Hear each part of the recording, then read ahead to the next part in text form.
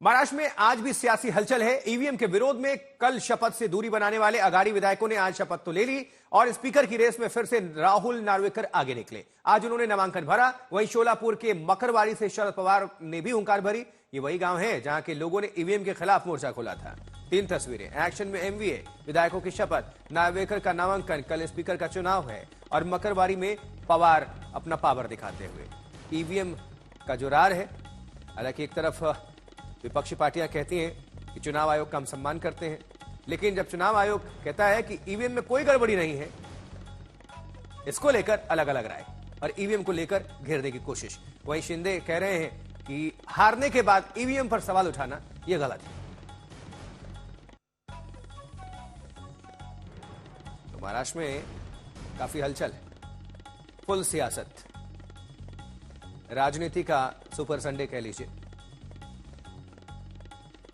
और वहीं महाराष्ट्र के डिप्टी सीएम एकनाथ शिंदे ने ईवीएम के विरोध पर विपक्ष को घेरा है। उन्होंने कहा है कि हार के बाद आरोप लगाना सही नहीं है। तो विपक्ष ईवीएम को लेकर घेर रहा है तो सत्ता पक्ष कह रहा है कि अब हार गए और चुनाव हारने के बाद आरोप लगा रहे हैं, जो कि गलत है। महाराष्ट्र के डिप्टी सीएम एकनाथ शिंदे विपक्ष को घेर रहे हैं। सुनवाते सुनिए। ये पिछले कई सालों से शुरू है, इसको भी बंद करना चाहिए। रोना धोना, ये सब चुनाव हारने के बाद ये ऐसे बात करना उचित नहीं है। इससे लोगों के दिशाभूल करने का काम जो है वो कर रहे हैं। अभी वो कोई किधर, किसी को लगता है बैलेट में चुनाव ले लो, किसी को लगता है ईवीएम में ले लो। ऐसा नहीं होता है ना, ये संविधान की बात है।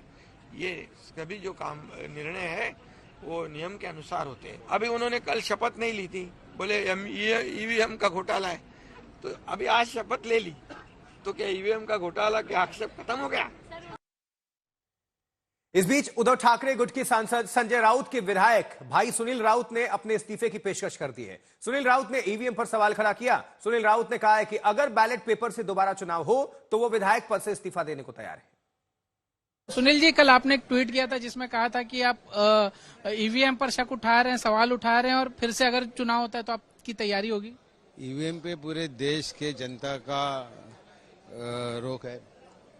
महाराष्ट्र का जो अभी निकाल लगा है, ये निकाल अविश्वसनीय निकाल है। देश की जनता या महाराष्ट्र की जनता को ये निकाल मान्य नहीं, क्योंकि उनको पूरी खातरी थी, गारंटी दी कि महाविकास आघाड़ी की सरकार इस 2024 में आएगी। लेकिन जिस प्रकार से निकाल लगा है, इसकी देश की जनता, महाराष्ट्र की जनता खुश नहीं है।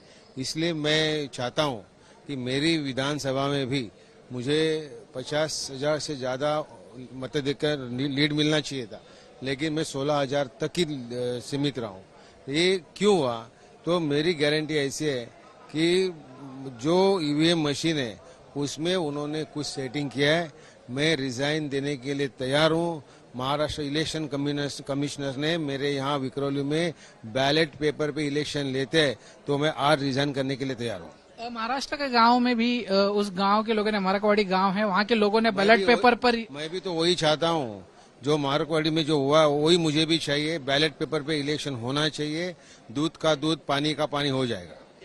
बिल्कुल। तो दूध का दूध और पानी का पानी होने की बात जो है वो सुनील राउत द्वारा कही जा रही है और बैलेट पेपर पर चुनाव हो जिससे कि और पारदर्शिता आएगी और सच सबके सामने आएगा, ऐसा दावा जो है उनकी तरफ से किया जा रहा है। कैमरामैन सचिन सावंत के साथ दीपेश त्रिपाठी, मुंबई आज तक।